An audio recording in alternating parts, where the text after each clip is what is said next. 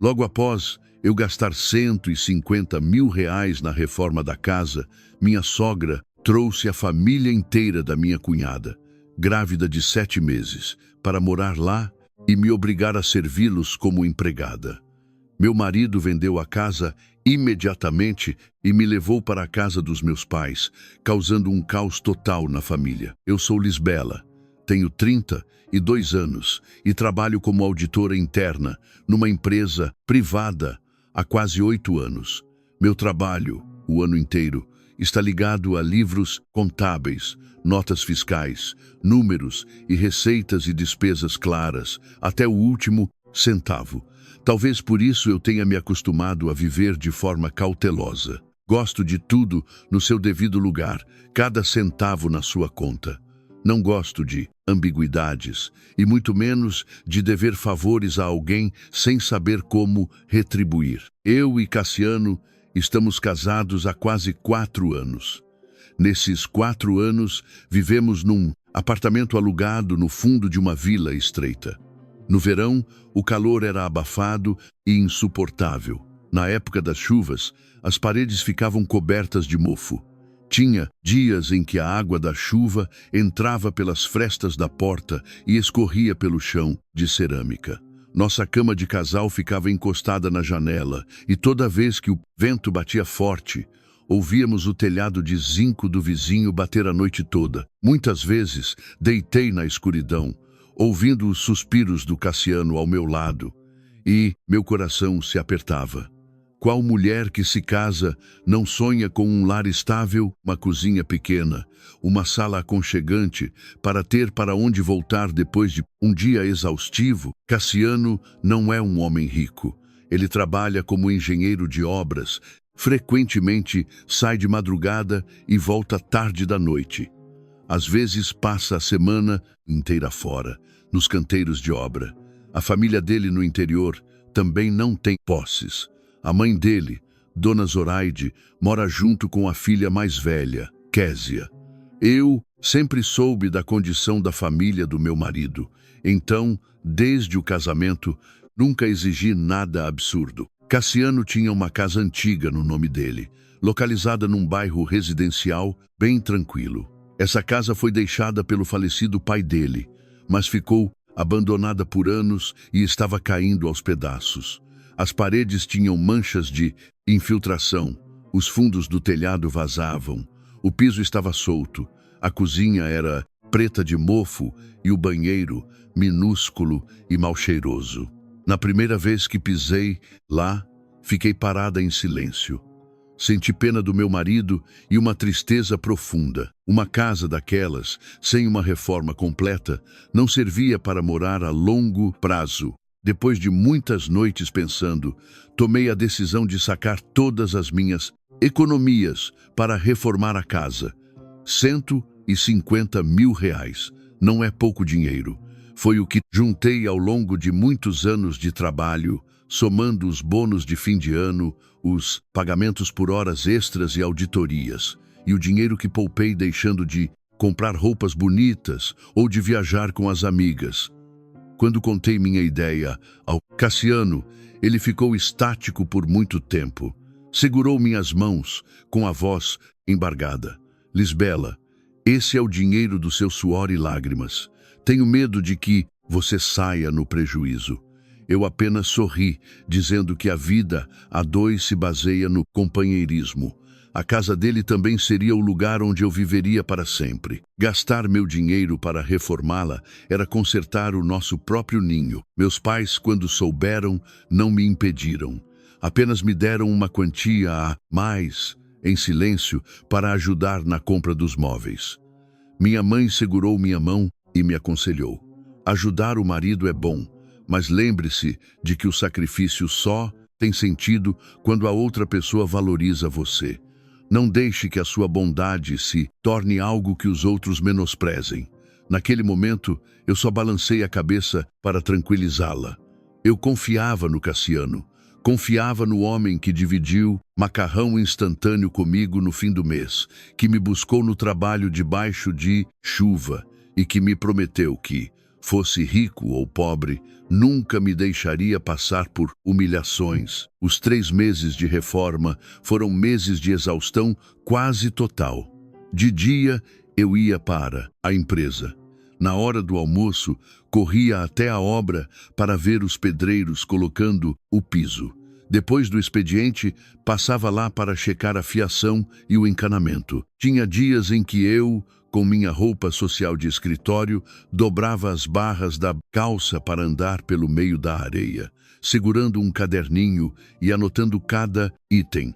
Quantos metros de azulejo para a cozinha, quantos galões de tinta impermeabilizante, quanto faltava pagar para o marceneiro. Eu não ousava me descuidar, porque um pequeno erro faria os custos dispararem.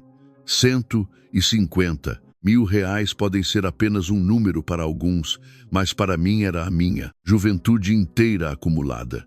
Refiz a cozinha inteira, troquei os armários podres por madeira de boa qualidade, escolhi uma bancada de granito fácil de limpar para que cozinhar no futuro não fosse um fardo. O quarto foi pintado em tons quentes, com piso novo e guarda-roupas embutidos. Para a sala de estar, comprei um sofá confortável, não muito luxuoso, mas firme e elegante. Cortinas, mesa de jantar, máquina de lavar, lustres. Cada item foi escolhido por mim, pessoalmente.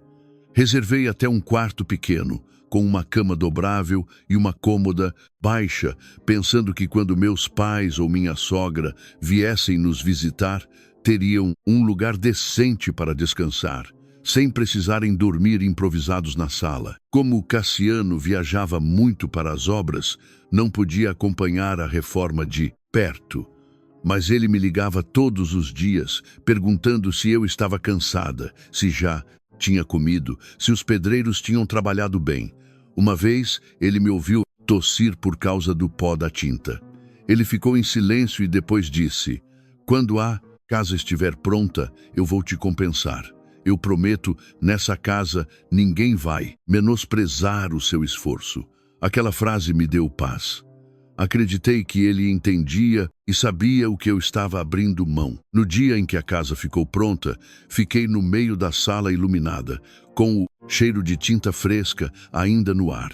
O chão brilhava, a cozinha estava impecável e as cortinas balançavam suavemente com a brisa da tarde. Eu estava com as pernas doendo de tanto cansaço, mas meu coração irradiava um calor indescritível.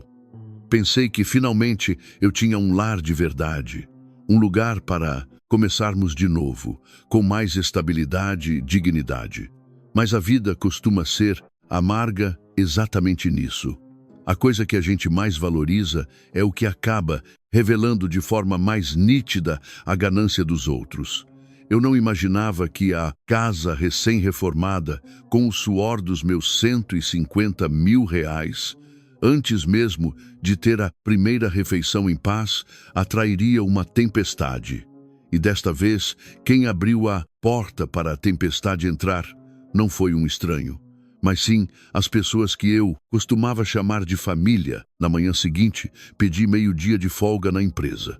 Na verdade, ainda tinha relatórios pendentes do fechamento do mês, mas eu queria limpar a casa com minhas próprias mãos, mais uma vez, antes de nos mudarmos oficialmente. Pensei que a nossa primeira casa, mesmo não estando no meu nome, mesmo sendo apenas o lugar onde investi meu tempo e dinheiro, merecia uma primeira refeição bem caprichada. Planejei cozinhar os pratos favoritos do Cassiano à tarde, esperar ele voltar da obra e nos sentarmos juntos para marcar esse novo começo.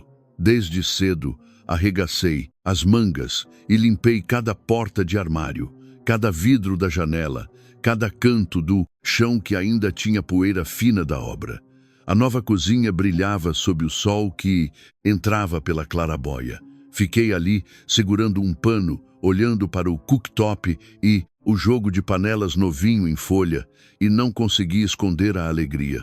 Dizem que a mulher deposita sua felicidade na cozinha. Antes, eu não acreditava muito nisso, mas naquele dia eu entendi. Basta ter um lugar limpo e acolhedor para cozinhar para quem se ama, e o coração da mulher já encontra uma enorme paz. Eu tinha acabado de limpar a bancada e ia colocar um vasinho de flores na mesa de jantar, quando de repente lá fora ouvi o barulho de freios secos de uma Kombi de frete. Logo depois, ouvi homens gritando, crianças berrando e caixas de plástico batendo umas nas outras. Parei. Um mau pressentimento tomou conta de mim. Aquele bairro era calmo, os vizinhos saíam para trabalhar. Quase nunca havia barulho de manhã. Fui até lá fora e abri o portão. Assim que o puxei, fiquei paralisada no lugar. Na minha frente estava Dona Zoraide, minha sogra. Ela segurava uma sacola de pano marrom, com uma expressão tão natural como se estivesse voltando do mercado para a própria casa. Atrás dela estava minha cunhada, Késia, com a barriga de grávida já bem visível. Ela segurava a barriga com uma mão e apoiava a outra no ombro do marido, Valdir. Os dois filhos, pequenos do casal, corriam ao redor da Kombi. Um segurava um carrinho de brinquedo e o outro, com a mão cheia de farelos de biscoito, passava os dedos sujos no portão recém-pintado. O que me deu mais calafrios foi a montanha de coisas empilhadas na Kombi. Cobertores, travesseiros, ventiladores, panelas, um fogareiro elétrico, sacos de lixo cheios de roupas, caixas de brinquedos, cadeiras de plástico e até um pequeno oratório enrolado num plástico vermelho. Aquilo não era a bagagem de quem vinha passar alguns dias. Eram os pertences de uma família inteira se mudando. Olhei para Dona Zoraide, depois para Késia, com a garganta fechada. Minha sogra não me cumprimentou, nem explicou nada. Ela apenas acenou com a mão em tom de ordem. Tá parada aí fazendo o quê? Sai da frente para sua cunhada entrar. Ela está grávida de 7 meses. Ficar no sol faz mal. Antes que eu pudesse reagir, Valdir já tinha pegado 2 sacos de roupas, passado reto pelo portão. Késia segurava a barriga, fazia careta e suspirava. Ai, Lisbela, tô tão cansada. Lá dentro a gente se fala. Dizendo isso, entrou direto na sala de estar e jogou-se no sofá novinho em folha, do qual eu tinha acabado de tirar o plástico de proteção no dia anterior. As 2 crianças entraram correndo. Com os sapatos ainda sujos de terra, subiram direto no sofá, pulando como se estivessem num parquinho. Fui apressada até eles, tentando manter a voz suave. Crianças, desçam um pouquinho. A tia acabou de limpar o sofá. Deixem a tia pegar os chinelos de casa para vocês. O mais velho fez bico e Késia abanou a mão. É criança, Lisbela. Você está sendo muito tensa. Se sujar, é só limpar. Um sofá vai ser mais precioso que os seus sobrinhos. Aquelas palavras me engasgaram. Eu não tinha pena do sofá em si, mas sentia pena do meu esforço. Doía ver a casa que eu cuidei com tanto amor ser invadida e bagunçada por outras pessoas sem me pedirem permissão. Valdir colocou as coisas no meio da sala e deu um sorriso desleixado. O Cassiano não tá? A nossa casa lá tá em reforma, uma poeira danada. A Késia tá com um barrigão. Então a mãe mandou a gente vir pra cá passar uns dias. Desculpa qualquer incômodo aí, viu? Eu olhei para aquele monte de coisas sendo carregadas para dentro. Tentei manter a calma. Se vocês vinham passar uns dias, no mínimo deveriam ter me avisado antes. A casa acabou de ser reformada, ainda nem arrumamos as coisas direito. Dona Zoraide virou-se bruscamente para mim. O olhar dela ficou fuzilante e a voz subiu. Avisar para quê? Esta casa é do meu filho. Eu trago a minha filha para repousar na casa do irmão dela e preciso pedir permissão a quem? Você é só a nora e já está querendo medir forças com a sua cunhada? Fiquei em silêncio. Sim, a casa estava no nome do Cassiano. Mas os R$150 mil da reforma, cada azulejo, cada porta de armário, cada lâmpada, foi tudo pago com o meu dinheiro. Eu nunca usei isso para me achar superior, mas não imaginava que chegaria o dia em que não teria voz dentro da casa que esvaziou minhas economias. Para ganhar vida, Dona Zoraide começou a dar a volta pela casa, apontando e decidindo tudo como se fosse a verdadeira dona. O quarto grande fica com a Késia, porque grávida precisa de espaço e ar fresco. As crianças dormem no quarto menor, fica mais fácil para a mãe delas ir lá de noite. Vocês dois, que são jovens e saudáveis, podem colocar um colchão na sala por enquanto. Numa casa com grávida, a prioridade é dela, não fiquem de mesquinharia. Eu tentei falar, com a voz bem baixa. Mãe, o quarto grande é o nosso quarto de casal, e o Cassiano ainda nem sabe disso. Antes que eu pudesse terminar, Késia já estava com os olhos cheios de lágrimas. Colocou a mão na barriga e disse, fazendo-se de coitada, ai, mãe, se a Lisbela não se sente bem com a gente aqui, nós vamos embora. Eu, com esse barrigão de 7 meses, só dou trabalho. Morar de favor e incomodar a cunhada, eu fico com vergonha.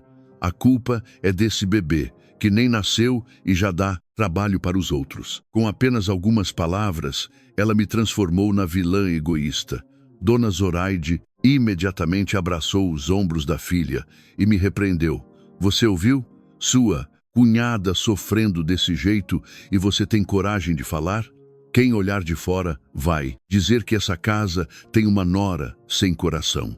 Valdir, de pé ao lado, também suspirou e jogou mais lenha. Poxa, Lisbela, as mulheres deveriam se ajudar. Quando você estiver grávida no futuro, com certeza vai querer que alguém te apoie. Olhei para todos eles e meu coração foi esfriando. Eu nunca tinha dito que não os deixaria ficar. Eu só perguntei por que não fui consultada sobre uma decisão tão grande. Mas, na boca deles, eu virei a nora maldosa, a cunhada mesquinha que não tinha pena de uma grávida. A minha casa, que eu havia limpado e que ainda cheirava a madeira nova naquela manhã, agora abrigava uma rachadura profunda no meu coração.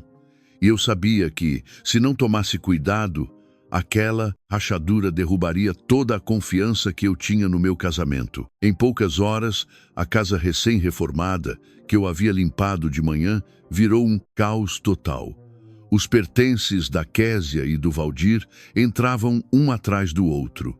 Sacos de roupas bloqueavam o corredor. Caixas de brinquedos espalhadas na sala. Cadeiras de plástico velhas escoradas na nossa mesa de jantar nova. A casa que eu tratei com tanto zelo agora parecia um albergue superlotado, barulhento, desarrumado e sufocante. Os 2 filhos da Késia corriam para todo lado como se tivessem sido soltos num parquinho. O mais velho achou uma caixa de giz de cera nas coisas deles e, num piscar de olhos, já estava desenhando rabiscos pela parede da sala. Quando vi aquilo, meu coração doeu fisicamente. Aquela parede eu tinha mandado o pintor passar 2 camadas de tinta creme clara, limpa e aconchegante. Fui rápido até ele, tentando usar um tom gentil. Querido, não desenhe na parede. Deixa a tia pegar um papel para você. Antes que o menino dissesse algo, Késia falou, ai, credo. Criança faz bagunça mesmo. Para que tanto estresse? Se sujar a tinta, depois passa um pano. Casa com criança, ninguém mantém igual hotel. Peguei um pano úmido para tentar limpar. Mas a tinta do giz manchou e virou um borrão horrível. Doía na alma, mas eu fiquei quieta. Pensei comigo mesma, ela está grávida. As crianças são pequenas. Se eu brigar, vou parecer chata. Mas quanto mais eu me calava, mas eles achavam que a minha paciência era uma obrigação. Valdir, depois de carregar as coisas, foi fumar na varanda. A fumaça do cigarro voltava com o vento direto para a sala, impregnando as cortinas novas. Avisei de leve, Valdir, a casa é fechada. Quando for fumar, vai um pouco mais para fora, por favor. A fumaça entra e deixa cheiro. Ele deu um sorriso cínico, bateu a cinza do cigarro direto no vaso da planta ornamental que eu tinha acabado de comprar e disse, você é muito neurótica, Lisbela. Casa que tem gente não dá para ser estéril. Tem que viver mais relaxada. Se ficar cuidando de cada cortina e cada vaso, você vai infartar. Olhei para a ponta do cigarro jogada na terra úmida da planta e minha garganta fechou. Não ouvi desculpa, nenhum com licença. Eles entraram na minha casa como se fosse propriedade deles. Usavam o que queriam, sujavam o que queriam. Mas a coisa não parou por aí. Késia abriu a geladeira, fez uma careta e bateu a porta. Lá dentro só tinha folhas verdes, ovos, carne magra, um pouco de salmão, que comprei para fazer o jantar do Cassiano, e alguns iogurtes naturais. Ela virou para mim. Que tipo de comida é essa? Tudo de dieta. Eu tô grávida de 7 meses. O médico falou para eu me alimentar bem. Vai no mercado e compra uma galinha caipira, um osso bom, para fazer caldo de mocotó. E se tiver suco natural, traz também. Eu enjoo com cheiro de peixe, então não faça peixe em casa. Fiquei chocada. Ela falava como se estivesse me dando ordens, não me pedindo um favor. Olhei para o relógio. Era quase hora do almoço. O meu trabalho remoto estava acumulado no notebook me esperando. Respondi calmamente. Se você quer comer alguma coisa, eu posso pedir no aplicativo para entregarem. Eu ainda tenho trabalho da empresa, não posso correr para o mercado agora. Dona Zoraide, que estava na cozinha, bateu forte com um escorredor na pia. Trabalho de empresa sempre tem, mas a sua cunhada grávida é mais importante. A partir de amanhã, você acorda mais cedo e cozinha para a Késia. Ela está carregando o meu neto, não pode comer comida de qualquer jeito de rua. Respirei fundo para não explodir. Mãe, eu também trabalho. Todo dia tenho que bater o ponto. Se a Késia vai ficar aqui uns dias, eu posso ajudar no que for possível, mas não tenho como cozinhar separado, limpar separado e servir todo mundo e sozinha. Dona Zoraide franziu a testa e a voz ficou gelada. Você é nora e fica calculando o prato de comida e tarefinhas. Você pagou a reforma e agora acha que virou a patroa, querendo que todo mundo coma o que você dita? Aquelas palavras foram punhaladas no meu peito. Eu nunca agi como patroa. Eu só queria ser respeitada no lugar em que coloquei todas as minhas economias para deixar habitável. Késia, ouvindo a mãe, colocou a mão na barriga e gemeu baixinho. Mãe, não fala mais nada. Pelo visto, a Lisbela me odeia mesmo. Eu tô sentindo um peso na barriga agora. Dona Zoraide entrou em pânico, amparou a filha e me fuzilou com os olhos. Viu só o que você fez? Se acontecer alguma coisa com ela, você vai arcar com as consequências. A partir daquele instante, o feto na barriga da Késia virou o escudo absoluto contra qualquer limite meu. O que ela quisesse comer, todos tinham que obedecer. Os cheiros que ela odiava, eu tinha que evitar. Se ela dissesse que estava cansada, eu tinha que dar espaço. Se eu fosse um pouco lenta em algo, ela colocava a mão na barriga e suspirava. E a minha sogra me olhava como se eu fosse um carrasco. Valdir, que deveria cuidar da própria mulher, se jogou no sofá para ficar mexendo no celular e teve a audácia de gritar lá da sala: Lisbela, faz um cafezinho forte para mim. Você faz o melhor café, já estou acostumado com o seu. Eu estava na frente da pia, com as mãos ensaboadas. Ouvir aquilo me congelou. Eu não era a empregada deles, mas aos olhos dessa gente, eu era inferior a uma empregada, porque a empregada pelo menos recebe salário. E eu era forçada a trabalhar de graça em nome da família. Liguei para o Cassiano do meu celular. A ligação estava péssima porque ele estava no interior, no canteiro de obras. Consegui falar frases soltas e ele só respondeu por mensagem. Fica calma, de noite eu chego e resolvo isso. Tinha acabado de ler a mensagem e vi Dona Zoraide parada logo atrás de mim. Ela olhou para a tela do meu celular e deu um sorriso de deboche. Ele é meu filho. Você acha que ele vai ficar contra a própria mãe para te defender? Vai sonhando. Homem que ama a mulher. No fim das contas, sempre escuta a mãe e protege o próprio em sangue.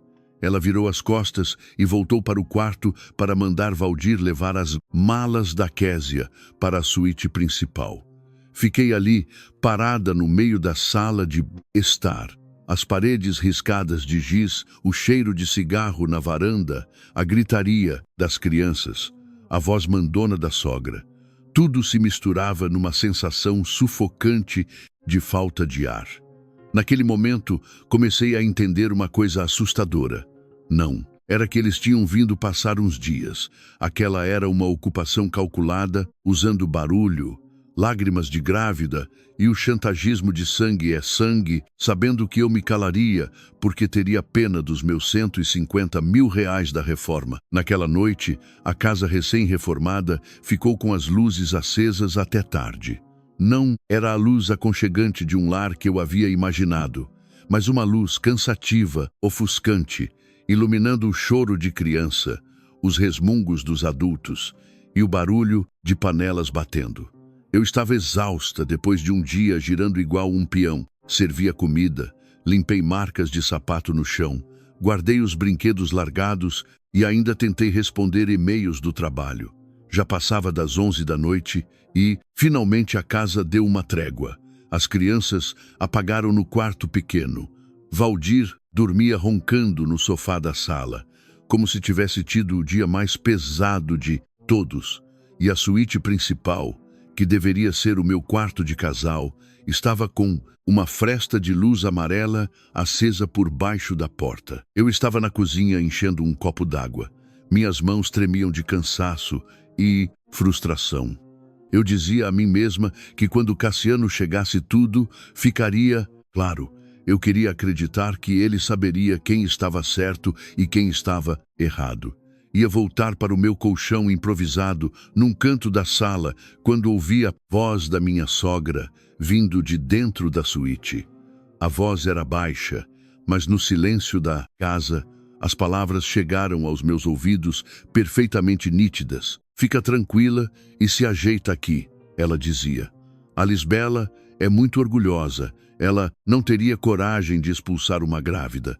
E se ela ousar abrir a boca, eu vou lá pro portão fazer um escândalo com os vizinhos e ela vai ficar com a fama de víbora pro resto da vida.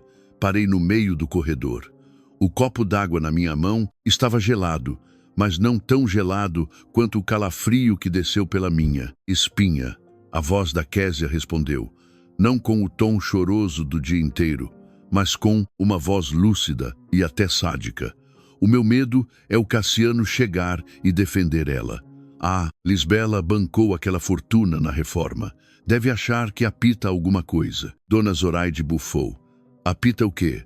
A casa tá no nome do seu irmão.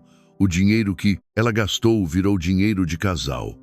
Mulher que casa e fica fazendo continha do que é dela e do que é dele é mulher sem vergonha. Fiquei encolhida no corredor, o coração batendo forte. Aquelas palavras não eram acidentais, não eram ditas de cabeça quente. Era exatamente o que elas pensavam sobre mim. Então, a voz do Valdir, que estava fingindo que dormia na sala, ressoou num murmúrio irritado da ponta do sofá.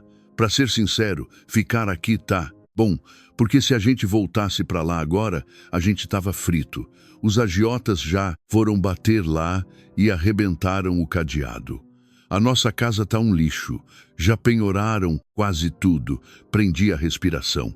Então o papo de que a casa estava em reforma e cheia de poeira era mentira. Késia não veio aqui por causa do ar puro para o bebê. Eles estavam fugindo de cobradores. Eles trouxeram o lixo e o perigo da vida deles para dentro da minha casa e queriam que eu os acolhesse em silêncio. Dona Zoraide suspirou, não com preocupação, mas com o tom de quem estava calculando a próxima jogada. Valdir, vê como você fala. Por enquanto dizemos que vamos ficar uns dias. De uns dias passa para um mês. De um mês passa para o dia do parto.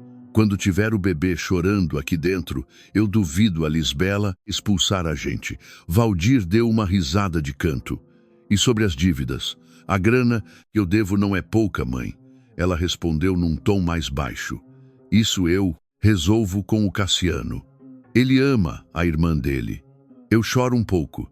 Digo que a irmã grávida foi jogada na rua pelos cobradores e ele com certeza arruma um empréstimo para te ajudar. A minha cabeça começou a rodar. Eles não queriam só abrigo. Eles queriam empurrar a dívida do Valdir para as costas do meu marido. No quarto, Késia continuou. A sala é boa para colocar uma mesinha para as crianças estudarem depois, né, mãe? Já que vamos ficar bastante tempo. E até eu ter o bebê e passar o resguardo de mais uns 3 meses. A Lisbela, como não tem filho e trabalha em casa, pode ir pegando a prática de cozinhar e me servir. Mulher da família tem que se ajudar. Eu apertei o copo d'água até meus dedos doerem. Eles estavam planejando a minha vida como se decidissem para onde arrastar um móvel velho. Ninguém me perguntou se eu queria. Ninguém considerou que eu também trabalhava, tinha minha saúde e meus limites.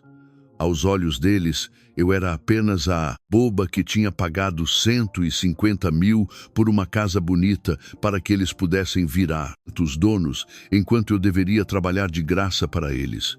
E o pior foi a frase seguinte da Késia, que foi como uma faca fina rasgando o meu peito. Mãe, fica tranquila. A Lisbela já enfiou 150 mil nessa casa. Acha que ela vai embora e largar tudo para trás. Ela tem pena do dinheiro dela. Ela vai a engolir seco. Mulher desse tipo é fácil de ler. Basta atacar onde ela gastou o suor dela, que ela não tem coragem de chutar o balde. Fiquei estática. Eles sabiam perfeitamente dos meus sacrifícios. Eles não eram ignorantes. Eles entendiam o que eu havia gastado. E era exatamente por isso que usavam aquele dinheiro como as correntes para me prender. Coloquei o copo na bancada com todo o cuidado. Puxei o celular do bolso e apertei o botão de gravar. Eu não ia fazer barraco à meia-noite. Como uma auditora que trabalha com evidências, eu sei que palavras vazias de gente mentirosa não valem nada. Somente as provas te protegem de quem sabe fingir. Eu estava gravando silenciosamente e fui dar um passo para trás para o meu colchão quando meu cotovelo esbarrou numa tigela que eu tinha deixado perto da beira da pia. A tigela de porcelana caiu e se espatifou no chão de cerâmica num barulho ensurdecedor. A casa inteira paralisou. No quarto, as vozes cessaram. Abaixei-me imediatamente para recolher os cacos, mas a porta se abriu de supetão. Dona Zoraide estava na porta. O rosto perdeu a cor por um segundo, mas logo assumiu a expressão agressiva de sempre. O que você está fazendo aí parada, no escuro? Estava ouvindo a conversa dos mais velhos atrás da porta? Eu olhei para ela e não respondi. Ela se empolgou e apontou o dedo na minha cara. Nora, mal educada. De dia se faz de santa e de noite fica aí de espiã. Recolhendo o caco de louça, cortei a palma da mão. O sangue vermelho brotou, mas, estranhamente, não senti dor nenhuma. Eu só sentia que alguma coisa dentro de mim havia morrido definitivamente. O pingo de crença e esperança que eu ainda tinha no laço familiar deles havia se estilhaçado igual àquela tigela no chão. Na manhã seguinte, acordei quando ainda estava escuro. Na verdade, mal fechei os olhos a noite toda. O corte na minha mão já tinha coagulado, mas a dor no meu peito ainda pulsava, de uma forma fria. Deitada no meu colchão no canto da sala, ouvia os resmungos da Késia se virando na minha cama, os roncos do Valdir no meu sofá e o murmúrio das crianças no quarto de hóspedes. Aquela casa, que há um dia era minha esperança, agora me fazia me sentir uma estranha morando de favor na propriedade que reformei. Por volta das 6, Dona Zoraide abriu o portão para sair. Achei que ela ia comprar pão, mas logo depois ouvi a voz dela no quintal, de propósito, bem mais alta que o normal. Ai, ai, coitada da minha filha, grávida de 7 meses e ainda tem que aturar a cara feia da cunhada. A gente não veio aqui pedir nada de graça. só abrigar ela um pouco, e eu passo o dia engolindo o desaforo daquela mulher. Eu estava atrás da porta da cozinha lavando uma xícara e parei. Lá fora, alguns vizinhos que saíam para o trabalho comentavam algo com ela. Minha sogra suspirou, fingindo choro. Hoje em dia, nora que ganha dinheiro é um perigo. Acha que porque pagou a pintura da casa, pode cuspir na família do marido. Quando saí no quintal, vi que a Késia já estava lá, encostada na mãe. Vestia um camisão largo, a mão na barriga, a cara pálida de fingimento. Ao me ver, ela abaixou a cabeça e disse com uma voz que dava pena de tão mansa: "Mãe, para de falar. Se a Lisbela não gosta que eu esteja aqui, o problema é meu. Só tenho medo dessa tristeza prejudicar o meu bebezinho." Os olhares de uns 3 vizinhos que estavam ali na rua pousaram em mim. Alguns julgando, outros curiosos. Entendi na hora. Eles não sabiam da história inteira, mas se viam uma velha e uma grávida chorando as pitangas, a vilã da história, automaticamente seria eu. Engoli em seco e não discuti ali no portão. Mas o meu silêncio fez minha sogra crescer ainda mais. Ela se virou, entrou no quintal, pegou uma cesta de feira verde e jogou direto nos meus pés. A cesta bateu no piso de cimento, fazendo um barulho oco. Ela me deu uma ordem como se eu fosse um cachorro. "Tá aí parada, com cara de paisagem, pra quê? Vai na feira comprar o café da manhã. A Késia tá grávida, quer tomar caldo de mocotó. As crianças querem pastel e pão de queijo. O Valdir quer pão francês com café pingado. Eu como qualquer coisa, desde que você pare de fazer essa cara de quem chupou limão." Olhei para a cesta de plástico no meu pé. Meu orgulho foi pisoteado ali mesmo. Falei em voz baixa: "Se vocês querem comer isso, eu peço pelo aplicativo para entregar. Eu preciso ligar o computador para trabalhar agora. Tenho uma reunião." Dona Zoraide soltou um riso sarcástico para os vizinhos ouvirem.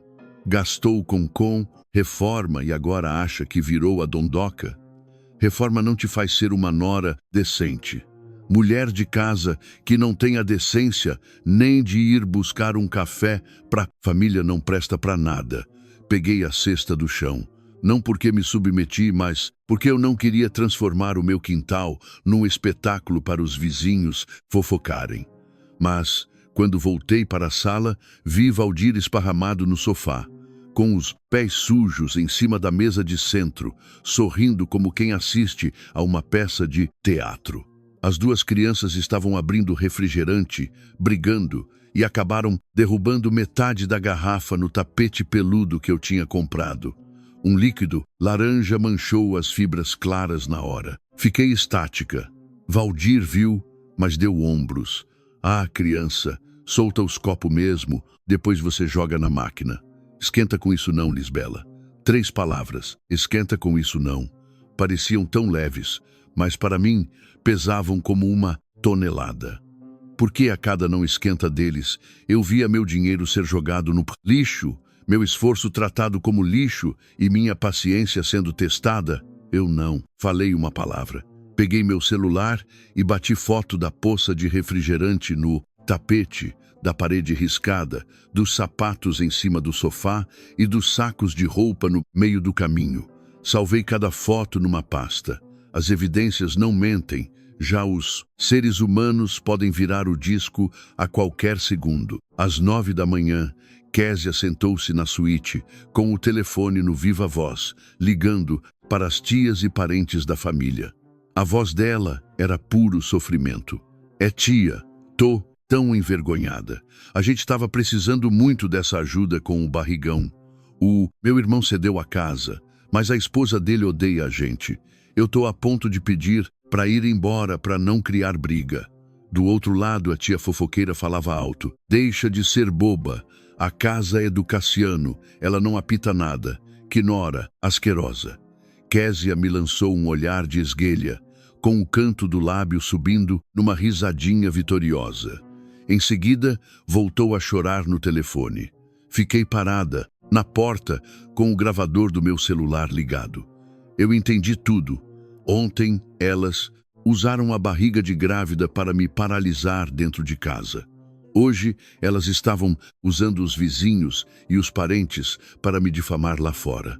Queriam criar uma muralha onde eu, se abrisse a boca, seria apedrejada pelo tribunal da família e vizinhança. No almoço, Dona Zoraide me passou uma lista de pratos: caldo de galinha caipira, fígado com espinafre, moqueca de camarão e salada. A Késia precisa de energia de 5 pratos, ela disse. Enquanto eu fritava as coisas no fogão, ela ficava atrás de mim reclamando. A faca está no lugar errado, panela mal areada. Esse fogão moderno é uma porcaria. Késia deu 2 garfadas na comida e largou o prato, dizendo que as pernas estavam inchadas.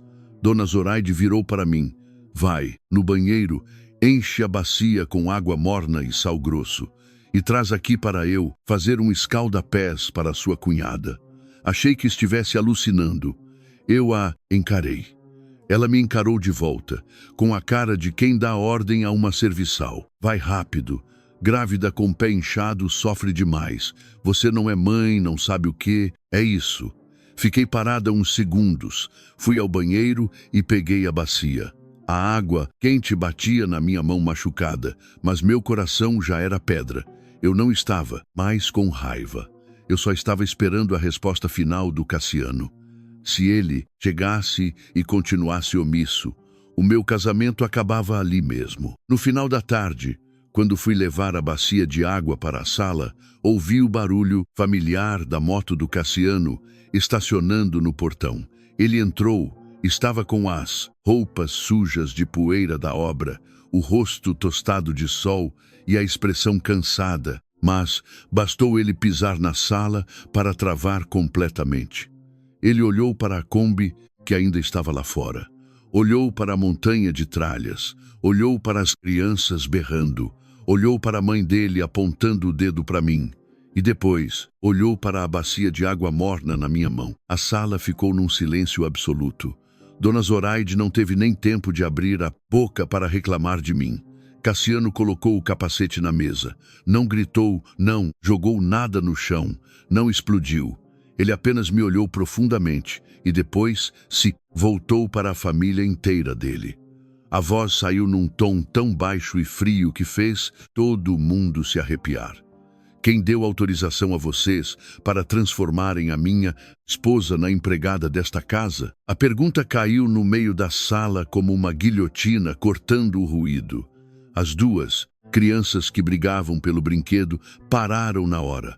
Valdir, que estava largado no sofá, se ajeitou apressado. Késia segurou a barriga e olhou para a sogra. E Dona Zoraide ficou paralisada por uns segundos antes de seu rosto se contorcer de fúria. Eu continuava de pé com a bacia de água quente nas mãos, o vapor subindo e embaçando minha visão. Mas meu coração sentiu como se alguém tivesse me jogado um balde de gelo nas costas. Cassiano olhou para as paredes manchadas de giz, para o tapete sujo de refrigerante, para a marca de sapato no sofá, para as sacolas bloqueando a passagem. E por fim, para mim, exausta e destruída. Ele colocou a mochila de ferramentas no chão, com a voz carregada de decepção. Mãe, quem mandou a Lisbela fazer tudo isso? Dona Zoraide parecia que estava apenas aguardando a deixa. Imediatamente ela botou a mão no peito, assumindo a postura ofendida e sofrida. Você pergunta isso para sua mãe num tom desse? Cassiano, eu tô velha. A sua irmã tá grávida de 7 meses, andando com dificuldade.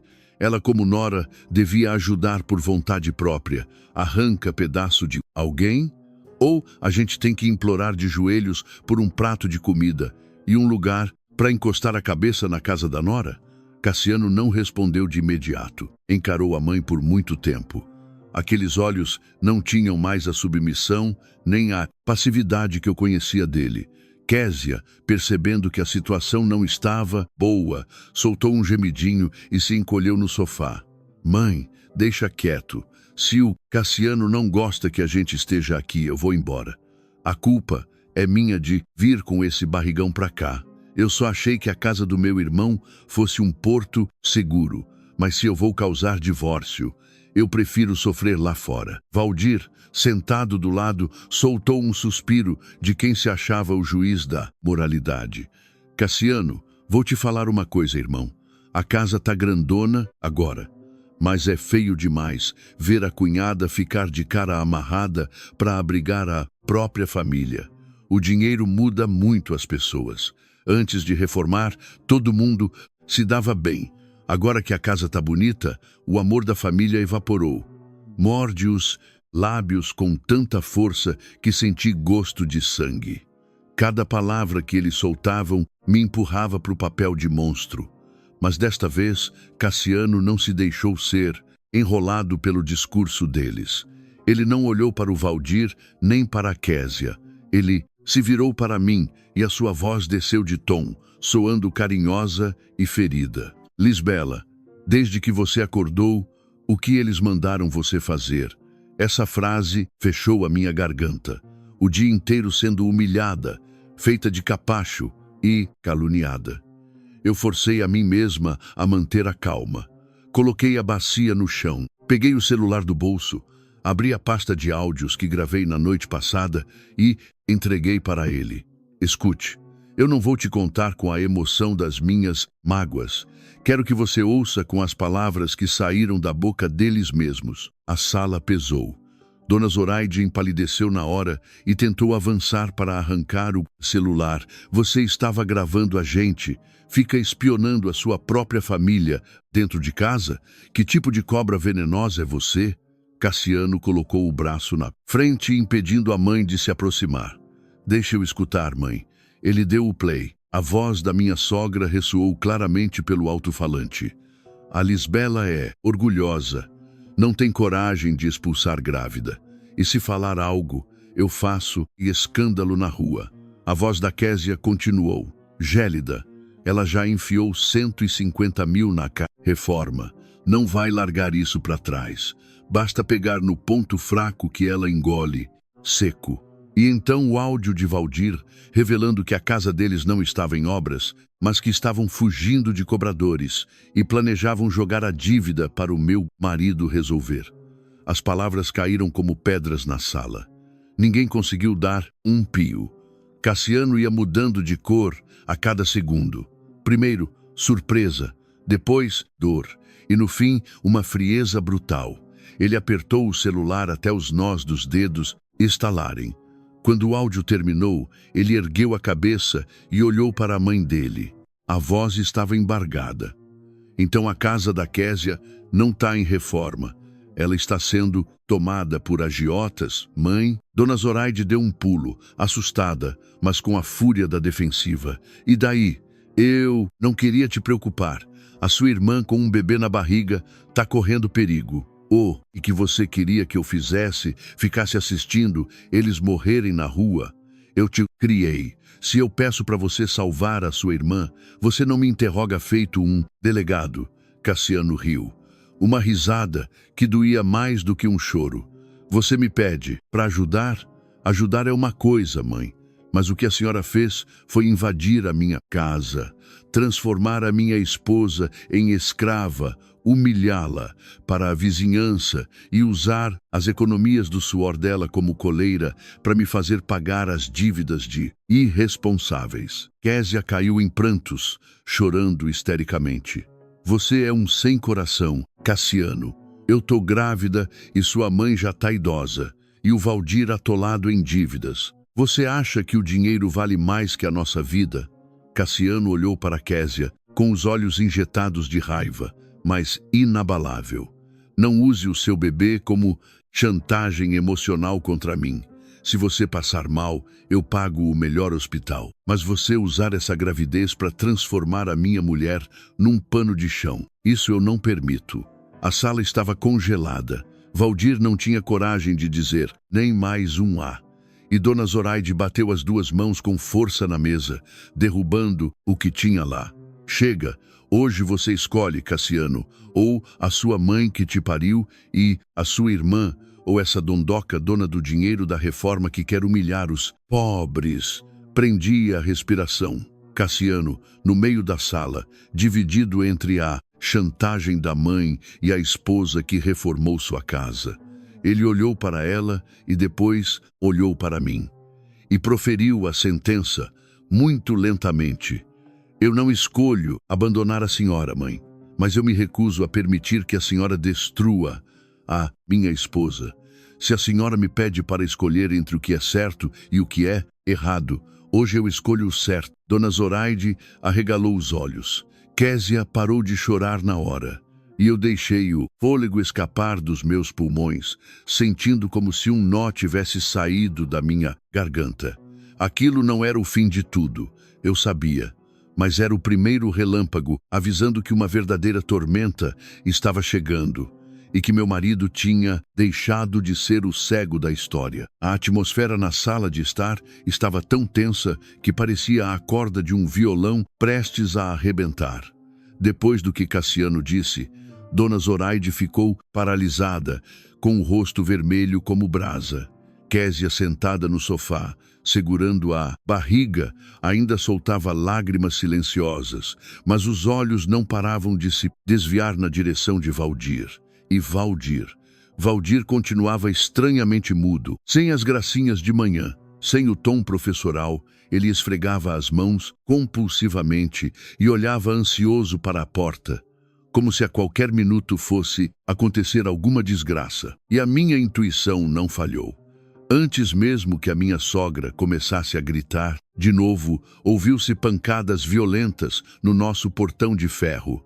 Não eram batidas de vizinhos ou de amigos, mas socos pesados de punho cerrado, acompanhados por um berro de um homem com a voz rouca e agressiva do lado de fora. Valdir, tá aí, dentro, covarde. Já fugiu que chega. Abre essa porta que a gente precisa ter uma conversa de homem para homem. A sala congelou imediatamente. O rosto de Késia ficou branco que nem papel. Valdir pulou do sofá num sobressalto, esbarrando na mesa de centro, os olhos esbugalhados como um bicho encurralado. Ele tentou correr instintivamente na direção da porta dos fundos da cozinha, mas Cassiano foi mais rápido. Bloqueou a passagem dele, os olhos estreitos de raiva. Cunhado, para onde você pensa que vai? Valdir deu um sorriso amarelo, os dentes tremendo. Vou só checar ali atrás se tá trancado. Devem ter errado de casa. Cassiano cravou os olhos nele. Eles chamaram o seu nome. Você ia transformar a minha casa em esconderijo de bandido? Dona Zoraide, em pânico, puxou a manga do Cassiano desesperada. Filho, solta. Ele é um mal-entendido. Os negócios do seu cunhado deram errado e os homens esquentaram a cabeça. A gente conversa de boa com eles e passa, enquanto ela falava. As pancadas no portão ficaram ainda mais violentas e vizinhos começaram a colocar a cabeça para fora para olhar. Cassiano ignorou os pedidos da mãe, soltou o Valdir e foi até o portão. Ele não abriu de par em par, abriu só o suficiente para barrar a entrada. Havia 3 homens pesados do lado de fora. O líder, um cara de uns 40 e poucos, pele queimada de sol, segurava um documento dobrado em 4. Olhou para o Cassiano e foi direto. Você é o Cassiano, né? O irmão da Késia. O Valdir tá aí dentro. Ele disse que ia pagar ontem. Desligou o celular e vazou. Acha que a gente não ia rastrear a família dele? Cassiano não piscou. Falam a verdade. Esta é a minha casa. Eu não quero confusão. O cara deu uma risada de desprezo e esfregou o papel no ar. Confusão? Seu irmãozinho deve quase 250 mil reais. Ele pegou um empréstimo pesado com os caras lá para a loja de celulares dele. Os juros correram e ele deu calote. Chegou a hora de acertar as contas. Aquele número caiu na minha cabeça como um pedregulho. Quase 250 mil reais. Não era um apertozinho. E Késia Estava sentada lá dentro com cara de quem ia desmaiar. Valdir tremia como um cachorro molhado na chuva e Dona Zoraide tentava negar. Documento de quê? Vão cobrar de quem deve. Não tragam isso para a casa do meu filho. A minha filha tá grávida. Vocês querem matar o bebê do susto. O cobrador gargalhou. A senhora é engraçada, dona. Ontem mesmo a senhora ligou para mim dizendo para eu cobrar o Cassiano. A senhora disse que essa casa ia ser passada para o nome da Késia para a criança nascer com segurança. Disse que a sua nora era rica, que tinha investido 150 mil reformando a casa e não ia deixar faltar grana para pagar a gente. Agora a senhora me diz que não tem nada a ver? Senti o chão sumir sob os meus pés. Então era muito pior do que eu imaginava. Dona Zoraide não tinha só trago a filha para morar comigo. Ela tinha usado patrimônio da minha casa, o meu dinheiro da reforma e a estabilidade do Cassiano para dar garantia aos agiotas. Ela ofereceu as minhas economias em penhor para cobrir as fugas deles. Cassiano olhou para a própria mãe, o rosto lívido. Mãe, a senhora penhorou-a. Minha casa para a agiota? Dona Zoraide gaguejou e, ao ver que estava encurralada, partiu para o grito e a histeria. Eu falei isso para dar tempo a ele, Cassiano. O que queria que eu fizesse? Deixasse arrancarem os braços do Valdir? A casa tá no seu nome, você é o irmão. Se a Lisbela pode enfiar 150 mil num capricho de parede nova, vocês não podem dar isso para salvar a vida de um membro do sangue de vocês. Cassiano deu uma gargalhada de pura dor. Salvar com o quê?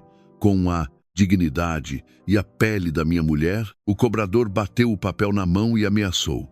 Eu não quero saber do drama familiar. O Valdir paga, ou a gente não vai dar sossego. Todo dia a gente vem. Aqui, manhã e noite, a vizinhança inteira vai saber o lixo que ele é. A chantagem foi pesada, mas Cassiano pegou o celular e discou o número na mesma hora. Polícia Militar. Há homens me ameaçando na porta de casa, cobrando agiotagem e perturbando a paz. Mande uma viatura. Dona Zoraide deu um grito e segurou a mão dele. Você quer prender o seu irmão?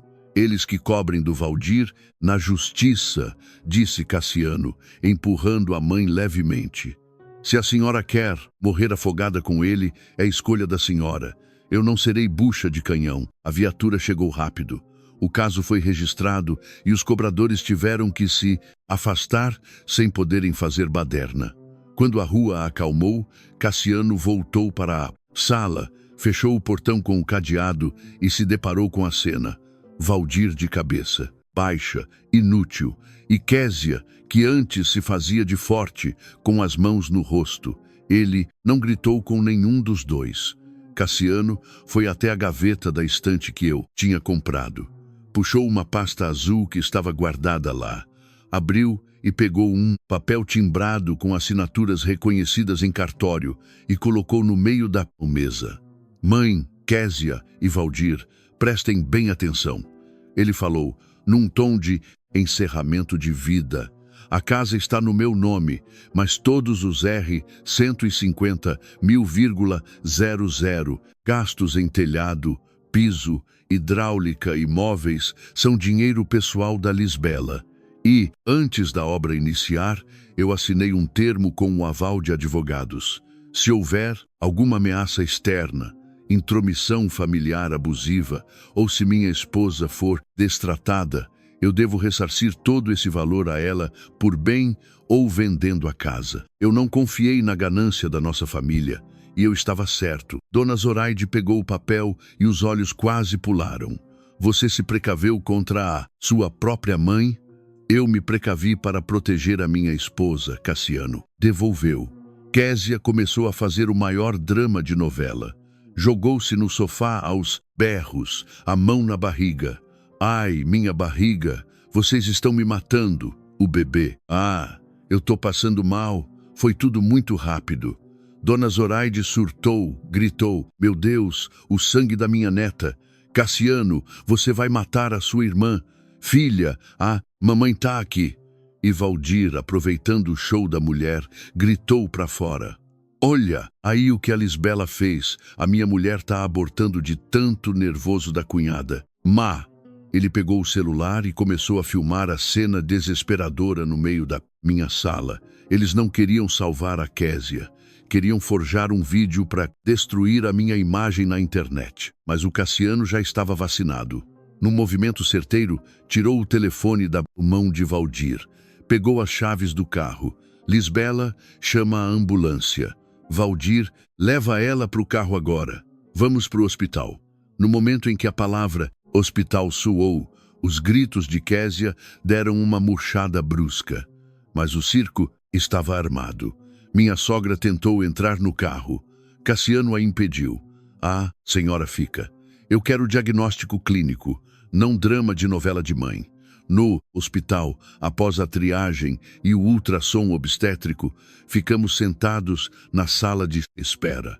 O médico nos chamou. "Ela está bem, o bebê está com sinais vitais perfeitos. A grávida teve apenas um estresse emocional, batimentos acelerados, falso alarme. Não tem sangramento, nem risco de parto prematuro." A farsa caiu por terra.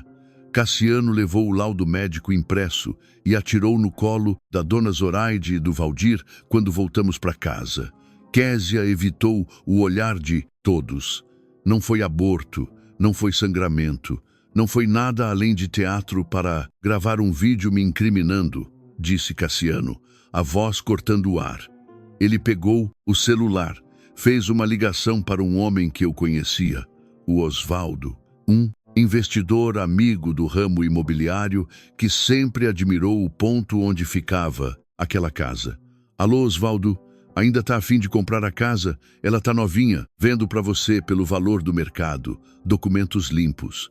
Mas quero a grana em espécie hoje para desocupar amanhã." Dona Zoraide explodiu, correndo para a porta. "Não, você não pode vender a herança do seu pai. Eu me jogo no chão e não deixo o comprador entrar. Vocês estão enlouquecidos?" Cassiano arrumou as pastas.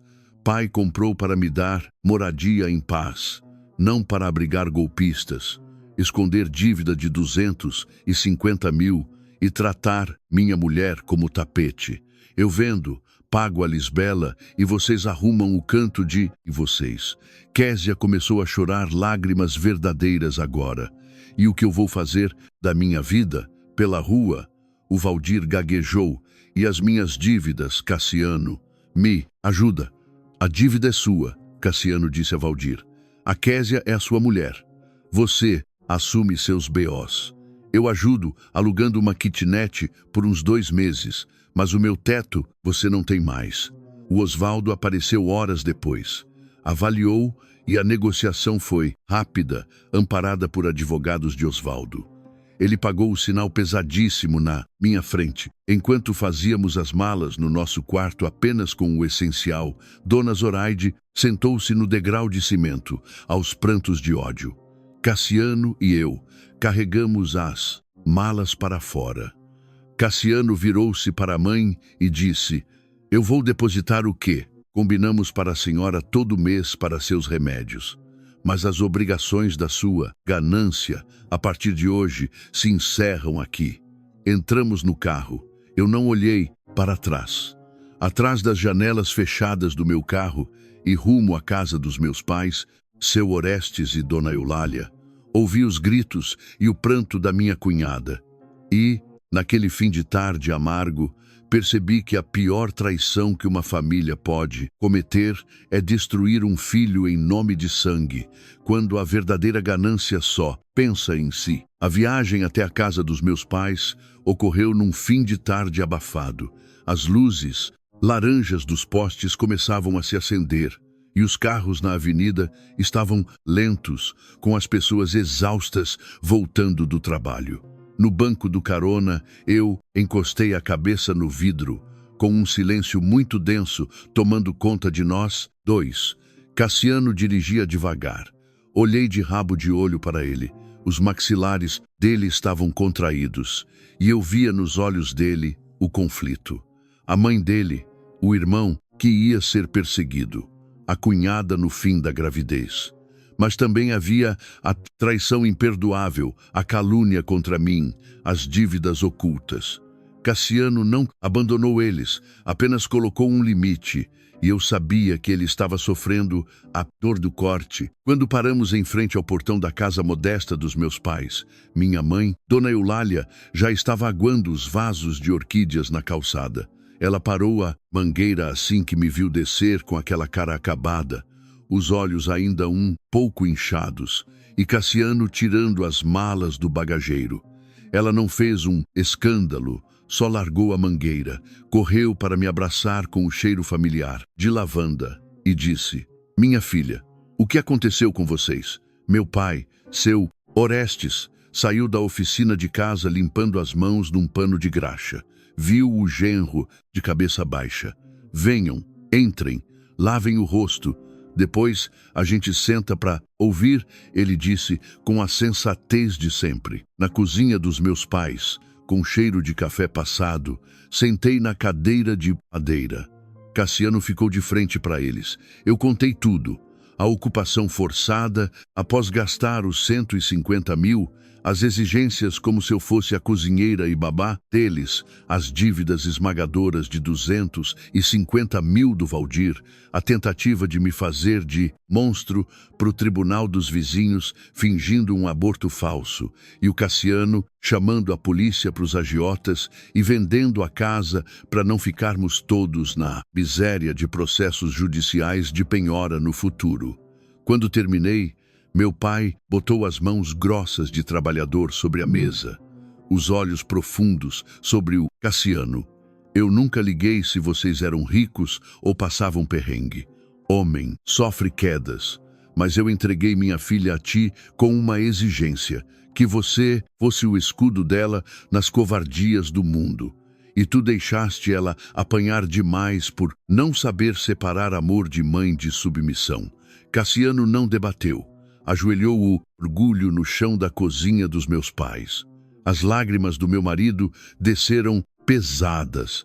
Seu Orestes, eu errei em não ter freado eles quando começou os abusos daquela gravidez.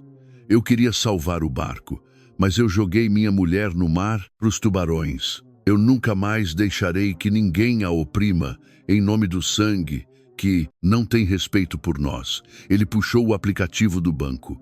Fez uma TED imediata para a minha conta, com as partes já antecipadas do Osvaldo. 150 mil reais. O descritivo dizia reembolso total de 100% da obra da nossa casa. Cassiano disse, a mim e aos meus pais, ela não vai mais ter um pingo de suor não valorizado. Nós vamos achar um apartamento pequeno, alugado, longe, recomeçar do nosso jeito. Abracei ele ali, chorei no ombro dele, chorar por alívio, porque ele estava me priorizando. Mas a perversidade daquele lado da família não tinha cessado. Pela manhã seguinte, meu celular pipocava no silencioso. Quando abri, o Facebook da cidade estava em chamas. Valdir e Késia, num último ato de maldade, cega e vitimismo, editaram os vídeos gravados pela casa. Um post gigante com uma foto da minha sogra caída no chão do portão. Um vídeo com a Késia encenando a mão na barriga, chorando ai, na minha sala nova com a legenda: "Conheçam a cunhada, monstro e o irmão ingrato." Investiu dinheiro para humilhar a própria sogra e expulsar uma mulher de 7 meses e os sobrinhos debaixo de ameaças por conta de mesquinharia. A minha família faliu e meu próprio irmão mandou a gente dormir na rua. Fujam da farsa de mulherzinha recatada. As comadres do bairro e os grupos de internet estavam rasgando a minha reputação. Que vagabunda! O dinheiro sobe na cabeça dessa mulherzinha sem útero. E esse marido banana que bota a mulher para governar e chutar a mãe para fora da casa do finado pai. Tinha que apodrecer. Eu tremi até as extremidades. Li essas ofensas covardes, julgamentos baratos da internet, onde quem chora primeiro é sempre o dono da razão. Ia responder, mas o meu pai fechou meu celular na minha mão. O silêncio do inocente alimenta o perverso. Use os fatos, filha. Vai no seu tempo. Cassiano pegou o celular dele. Nós não vamos xingar ninguém, nem vamos nos vitimizar. Apenas botaremos a verdade lá. Cassiano fez um textão na mesma plataforma. Escreveu: eu sou o homem que expulsou a família e vendeu a casa. Sou o marido da mulher que chamam de mesquinha. E estes são os reais fatos da história em anexo. Primeira foto. O documento firmado no cartório que atestava os meus R. 150 mil como investimento que a família dele tentava se apossar com as bagagens. Segundo anexo. O laudo médico do hospital de que o aborto espontâneo e gritos da Késia eram um fingimento psicológico irreal para forjar a cena. Terceiro anexo. O boletim de ocorrência que nós acionamos chamando a polícia militar para intervir na cobrança dos agiotas violentos, ameaçando nossa porta em nome das falcatruas. De 250 mil reais do autor daquele post difamatório e das ligações obscuras da minha sogra atrelando aquele covil à nossa integridade. Quarto anexo. O áudio da Késia e Dona Zoraide de madrugada, com o trecho cristalino de Késia dizendo: basta pegar no ponto fraco dos 150 mil gastos que ela não tem coragem de chutar. Balde. Eu fico morcegando com o bebê e ela vai servir a gente para aprender a ter filho.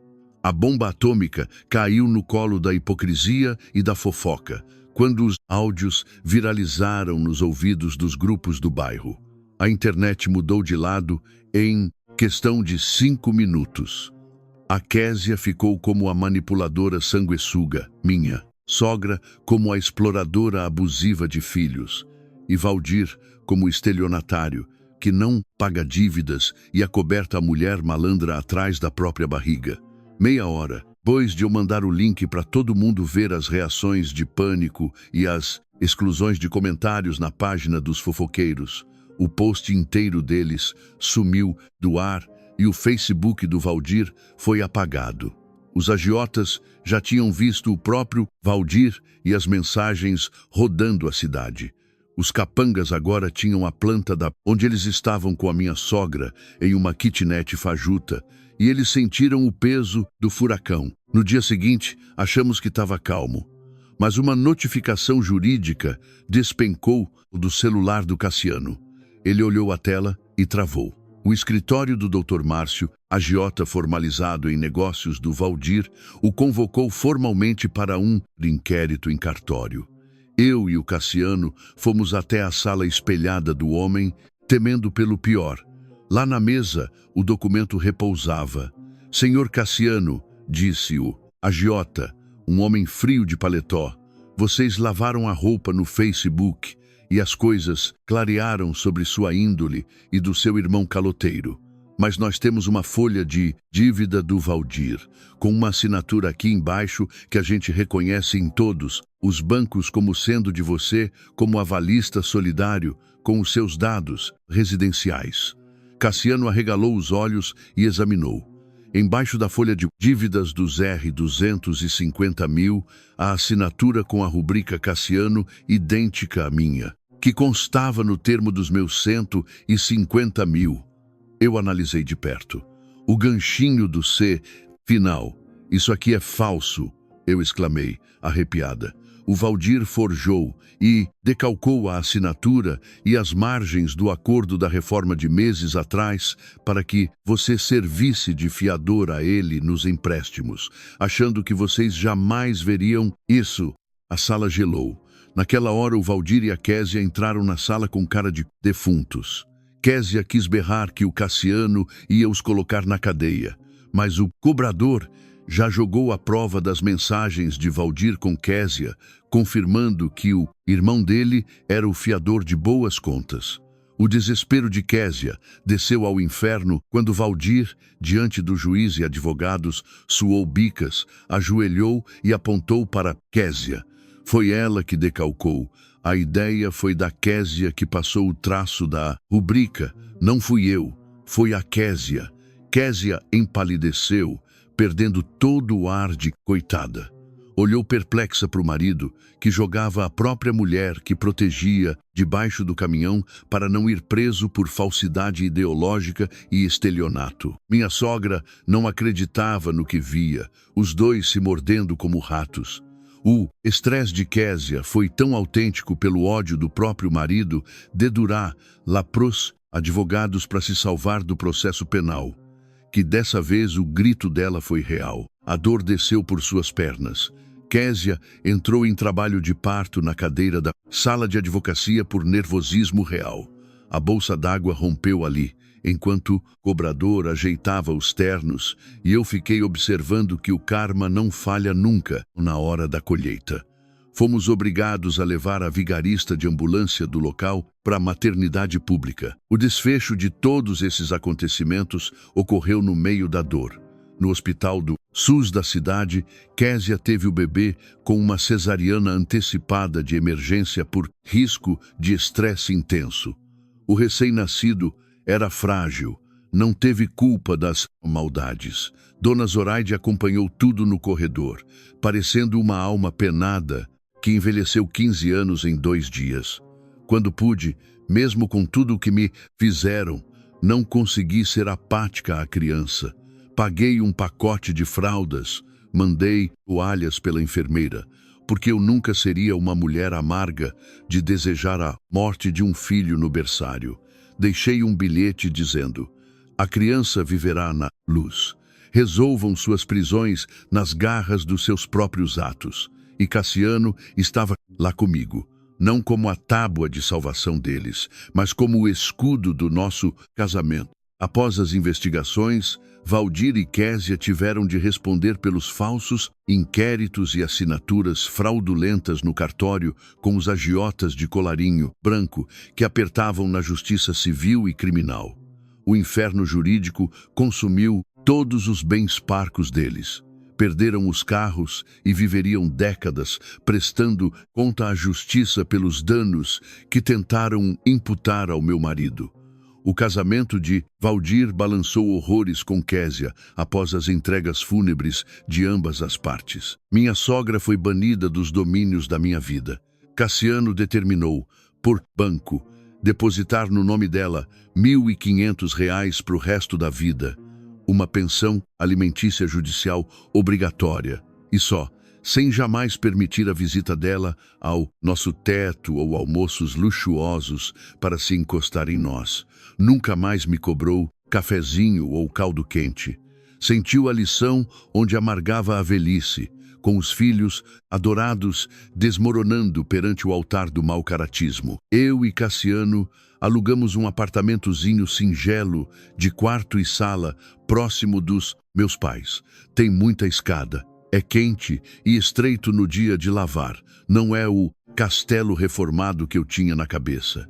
No entanto, naquela noite, quando comemos pão com manteiga num prato de vidro, batendo na pia esburacada, com a TV baixinha e o beijo grato que Cassiano dava na minha mão sarada de cortes, a paz invadiu meu peito de modo imensurável. O verdadeiro alicerce não é o tijolo pintado que R$ 150 mil compram, ou se o teto é seu. O refúgio intocável da mulher na terra é ter do seu lado o ombro inquebrantável do homem que jamais permitirá ninguém usar a palavra família e obrigação para submeter lá ao capacho dos aproveitadores. A vida e o amor agora finalmente seriam justos, transparentes e honrados. Fim.